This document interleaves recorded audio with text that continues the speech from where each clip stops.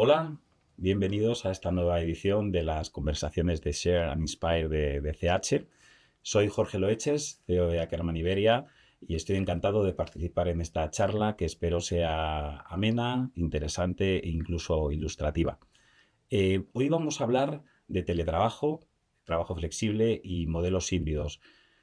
Sin duda es un tema que desde hace años está en las mesas de los líderes de personas, de los líderes de las organizaciones y de las organizaciones en general. Em, pero en las últimas semanas ha tomado de nuevo relevancia, fuerza e incluso ha vuelto a generar debate debido al anuncio de varias grandes compañías internacionales que han pedido la vuelta a las oficinas, a la presencialidad a sus empleados. De modo que hemos pensado que era oportuno poder conversar de este tema. Para ello, tenemos además la fortuna de contar con un destacadísimo profesional de los recursos humanos, un ejecutivo de personas que en base a sus conocimientos y experiencias seguro nos va a ayudar a entender y a navegar un poco por esta temática.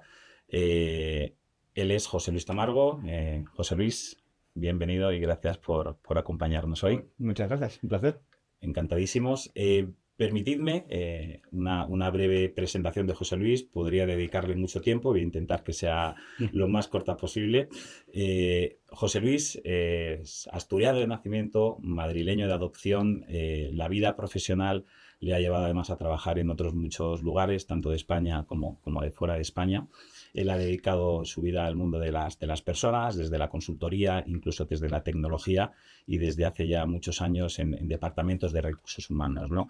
Además, pienso que es interesante su aportación porque en su experiencia, sobre todo en los últimos años, él ya viene ocupando posiciones de dirección corporativa de recursos humanos en empresas internacionales. Por lo tanto, su visión no es solo de la realidad local, nacional, sino de otros muchos países en Europa y Américas principalmente, ¿no? Y en la actualidad, su posición es de Chief People and Compliance Officer en Garnica. Garnica es una multinacional española, compañía líder y de reconocido prestigio internacional en el sector del plywood. Por tocar aspectos personales, José Luis está casado, tiene 3 hijos y es un gran deportista y además practica mucho deporte. Así que, como siempre que hablamos de esto, José Luis, enhorabuena por estos logros personales y profesionales. Ya nos darás la fórmula y no sé si hay algo más que quieras añadir. No, un poco abrumado por la presentación, gracias. Muchas Nada, gracias. felices.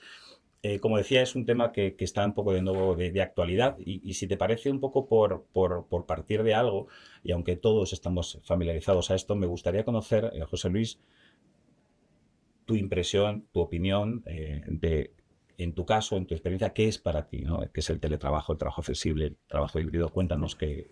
Bueno, yo creo que es una buena manera de empezar, ¿no? Al final está tan casi manido el término, ¿no? Ahora ya más teletrabajo, hybrid work, flexible working, hay 100 términos.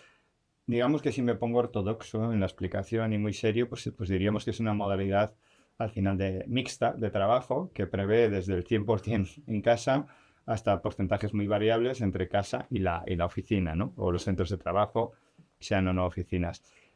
Esa sería un poco la descripción más ortodoxa, incluso teniendo en cuenta también, si lo pensamos ya en el matiz local, que la norma lo considera en todo aquello que supera el 30% de trabajo fuera de la oficina, ¿no? Llevándolo a cómo lo vemos nosotros desde Garnica y a mi opinión personal, para mí al final es trabajar con cualquier persona en cualquier momento desde cualquier lugar. Eso es lo que yo entiendo como trabajo flexible, flexible working, modelo híbrido, como lo queramos llamar, y obviamente siempre dentro de unas reglas de juego y de un respeto a la normativa, de descanso, desconexión, etcétera, etcétera, etcétera, ¿no? Eso es un poco como nosotros lo vemos y como nosotros lo implantamos ya atrás en el 19, el final del 19. Lo acabas de mencionar, pero me consta que en Garnica tenéis un modelo, ¿no? de trabajo híbrido. Cuéntanos, ¿cuándo empezasteis con este modelo? Pues bueno, la verdad es que me vas a permitir contártelo como una pequeña historia. Por favor. Realmente, en este momento llevo algo más de 6 años en la compañía, me uní en el 19 y, y digamos que dentro de la poca capacidad negociadora que uno tiene cuando le contratan, lo que sí le pedí a mi CEO, lo que sí le dije que era una condición casi sine qua non, es que me dejase poner en marcha un modelo de trabajo flexible y que si no, no veía muy claro el proyecto para mí. ¿Por qué? Básicamente porque la compañía tiene su sede en la ciudad de Logroño, que es una ciudad, por cierto, maravillosa y con un nivel de vida increíble. Cierto. Pero cierto es que el negocio para nosotros está al 96% fuera del país. ¿Eso que implica? Pues un montón de interacción en otros idiomas, con culturas muy distintas, normativa, procedimientos, etcétera, ¿no? Y la realidad es que a la hora de buscar el tipo de talento que necesitamos para llevar a cabo nuestro negocio de la mejor manera, pues estábamos muy limitados por la geografía, ¿no? De manera que para nosotros fue una necesidad de negocio poner un modelo híbrido que nos permitiera contratar en cualquier ubicación y donde, digamos, el requisito fundamental es que pudieran tener cierta disponibilidad para viajar a las oficinas centrales, bien sea en Logroño, bien sea en Madrid o en cualquiera de nuestras 7 plantas distribuidas por Europa o en nuestras oficinas o almacenes en Estados Unidos, ¿no? Ese era un poco el origen de todo esto, ¿no? Muy interesante. Ligado a esto, desde que implantasteis el modelo y obviamente con la experiencia ya post-implantación en el día a día, ¿habéis tenido que hacer algún ajuste, alguna adecuación ya basada en el día a día de pues mira, la organización? Te diría que lo hicimos casi en ese sentido un poquito al revés. Tomamos bastantes meses en lo que tiene que ver con la implantación del modelo. Es decir, había una cierta resistencia en el equipo directivo, si quieres un poco de temor a lo desconocido, somos una compañía industrial, pues no es como en el pasado cuando estaba en consultoría o en actividades comerciales donde es algo mucho más natural, ¿no? Desde siempre. Así que invertimos tiempo en sesiones apoyadas también por un consultor externo, experto en haberlo implantado en entornos muy diversos, industriales, tecnológicos, de servicios.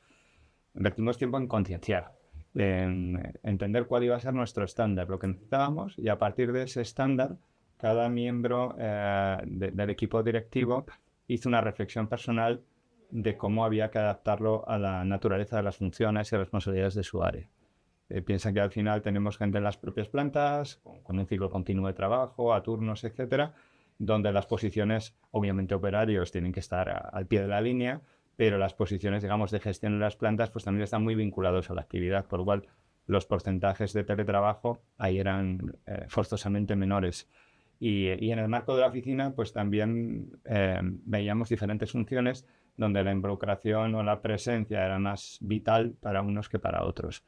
Y con ese esquema diseñamos el estándar y los anexos específicos por actividad y departamento. De forma que luego es verdad que el nivel de ajuste que hemos tenido que hacer ha sido casi muy testimonial, muy mínimo. Interesante, justo un poco en línea de lo que comentabas del tipo de compañía que sois y por lo tanto la naturaleza de los puestos de trabajo. Esta es una cuestión, yo quizá no lo vivo en el plano directamente profesional porque como sabes en Ackerman somos servicios, una empresa de servicios y por lo tanto creo que es más factible la implantación de este tipo de modelos. Pero siempre que hablo con personas que como tú tenéis que liderar todo este tipo de modelos y de adecuaciones en compañías donde conviven diferentes realidades, siempre tengo la misma duda. Claro, como bien explicas, hay posiciones que son proclives a ser híbridas y otras que son presenciales y no queda más remedio. Entonces, en el fondo, las personas que por su trabajo no puedan optar a este tipo de flexibilidad lo han aceptado como una naturaleza de su posición, eso ha generado ruido. O sea, ¿cómo lo habéis resuelto? Porque sé que, hablándolo con otros colegas tuyos, sé que eso siempre genera ciertas disonancias. Sí. A ver, la realidad es que las inquietudes, las comparaciones estaban ahí, ¿no? Al inicio.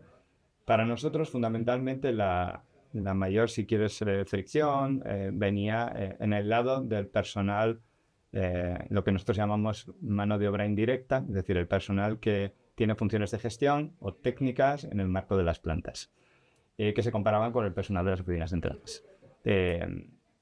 Lo que fue clave realmente fue la involucración de lo que nosotros llamamos los plant managers, los directores de planta, en explicar que situaciones diferentes, tratamientos diferentes. Que es verdad que realmente el cometido igual propio de la función no dista tanto en un centro de trabajo que puede ser en una planta versus en la oficina central, pero esa función da servicio a un ciclo continuo de trabajo, etcétera, y por tanto no podía tener ese tratamiento, ¿no? Se intentó que mediante mucha comunicación y, como decía, esa involucración de los plant managers, pues se fueran un poco entendiendo las diferencias. Entonces, situaciones diferentes, tratamiento diferente, que no quiere decir, por supuesto, que discriminásemos a unos frente a los otros, ni nada por el estilo, sino que bueno, que cada uno tiene una función en la compañía y dentro de las posibilidades que tenemos les damos la máxima flexibilidad, pero siempre sin olvidar el fin de su propio puesto, ¿no? Claro. Comentabas antes, José Luis, cuando hablabas de cuando empezasteis con el modelo en Guernica, fue una de tus peticiones al CEO, ¿no? Sí. Para lanzar el proyecto. Y has mencionado que una era el tema de atracción de talento, que igual incluso te diría atracción, retención. Entonces, Sí. Yo sí pienso y estoy de acuerdo en lo que has mencionado. Creo que los modelos híbridos han ayudado a compañías, sobre todo fuera de las grandes ciudades, a tener más capacidad. Pero estamos hablando de que ya lleváis años con este modelo, otras compañías están en este modelo, otras muchas compañías. A día de hoy, desde el punto de vista de retención y de atracción de talento, el tener un modelo híbrido, un modelo flexible, ¿sigue siendo una herramienta de atracción o se ha convertido ya en un commodity porque realmente está estandarizado y entonces ya no se ofrece nada diferente? ¿Cómo ves esto? Sigue siendo, en nuestro caso sigue siendo, pero incluso si nosotros lo pusimos en marcha antes de que comenzase el COVID. Fue una ventaja en aquel momento pasar a modo 100% remoto porque teníamos los medios, etcétera, para hacerlo. Y además fue una ventaja para seguir contratando en COVID gente, que realmente quedábamos un día con ellos para entregarles los equipos y demás, y inmediatamente estaban en su casa trabajando con normalidad. A partir de ahí, como decía, todo se normalizó a lo que habíamos definido como anexos y estándares, pero tengo la fortuna de que bueno, somos una organización muy plana y mucha gente se acerca pues, regularmente a contarme su experiencia con el modelo y las ventajas que le saca a nivel personal, ¿no? Entonces, desde los que ya son empleados hasta lo que son modelos de contratación, sigue siendo una ventaja sin ninguna duda. Sigue siendo una ventaja en que quieran seguir en la compañía. A mí no me gusta más retener, me gusta que la gente se quiera quedar, no que en la palabra retención. Y por otro lado, cuando vamos a atraer a alguien, la gente, sobre todo en las generaciones más jóvenes, tienen unos valores y un entendimiento de la vida que es ligeramente diferente a generaciones anteriores. Lo que no quiere decir, por supuesto, que tengan un nivel de compromiso igual o superior al que teníamos, pero lo entienden de otra manera. De forma que cuando les hablas de que, oye, mira, en el 90%, 95%, 80% de las situaciones vas a poder adaptar tu vida personal a la profesional, tu vida profesional a la personal.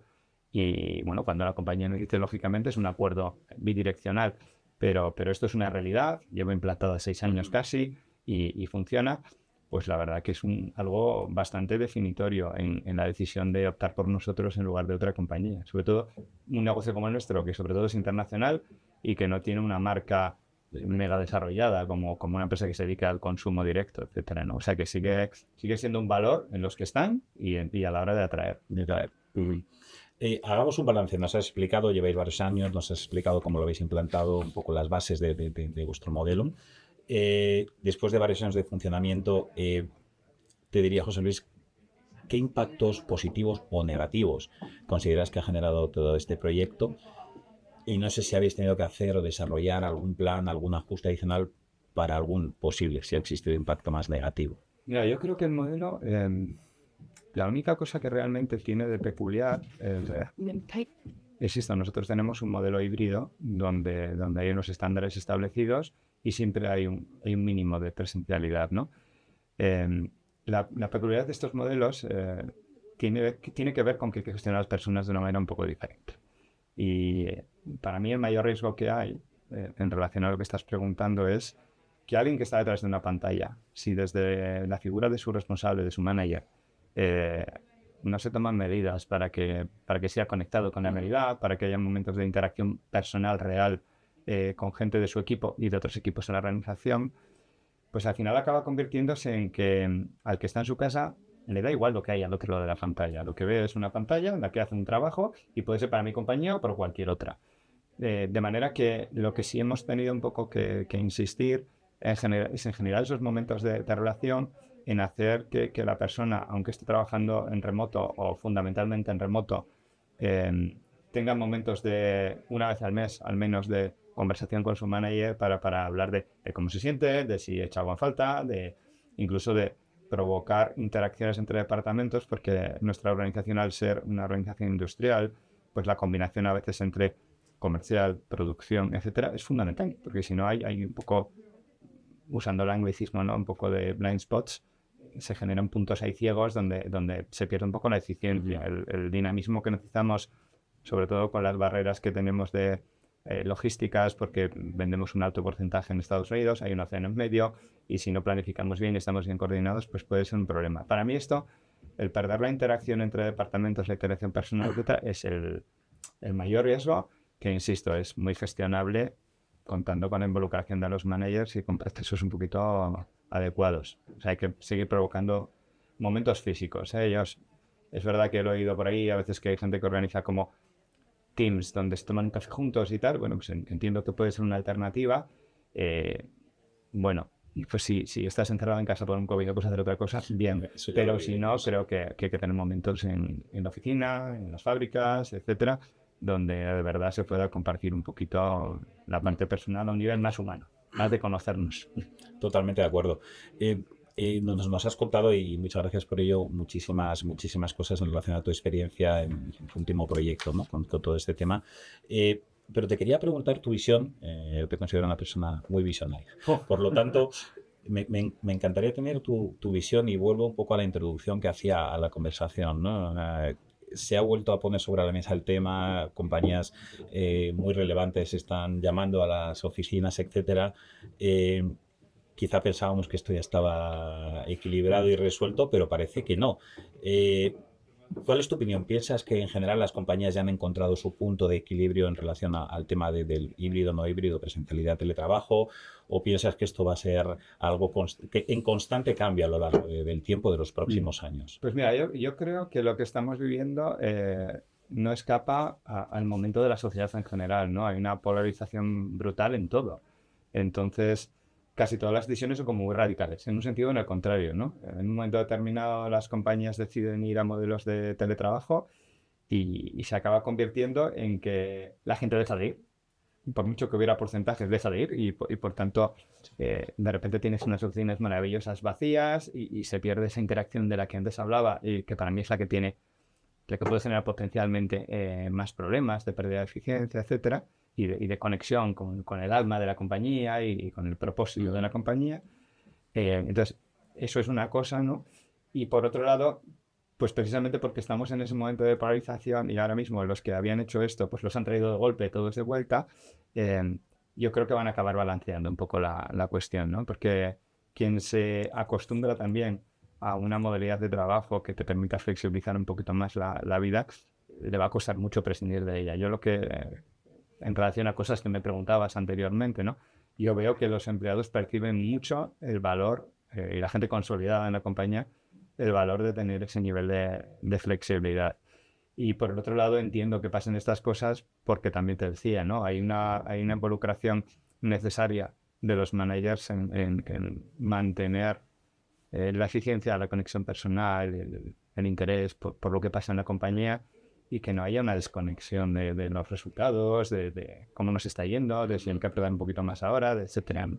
Entonces, mi punto de vista es, pasaremos esta polarización de acá a allá, de allá a acá, y en un momento determinado cada una irá encontrando el balance, pero no creo que ni que vaya a desaparecer, ni que todo el mundo de repente vuelva a la oficina y no vuelva a ver la posibilidad, pero sí que creo que se van a encontrar tendencias de racionalizar más los tiempos. Nuestro estándar, por ejemplo, es un 60%.